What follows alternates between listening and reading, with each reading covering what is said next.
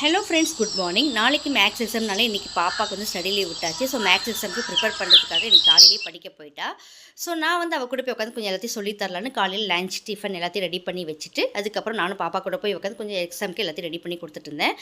இன்றைக்கி சின்ன விஷயத்தை உங்களோட எல்லாத்தையும் ஷேர் பண்ணலான்னு பார்க்குறேன். நம்ம ஒருத்தர்கிட்ட பேசும்பொழுது வார்த்தையை வந்து பார்த்து பேசணும். அவங்க வந்து ஹர்ட் பண்ணுற மாதிரி பேசக்கூடாது. ஏன்னா இன்றைக்கி அவங்களுக்கு வந்து நிலைமை வந்து நாளைக்கு நமக்கு வரதுக்கு ஒரு நொடி கூட ஆகாது.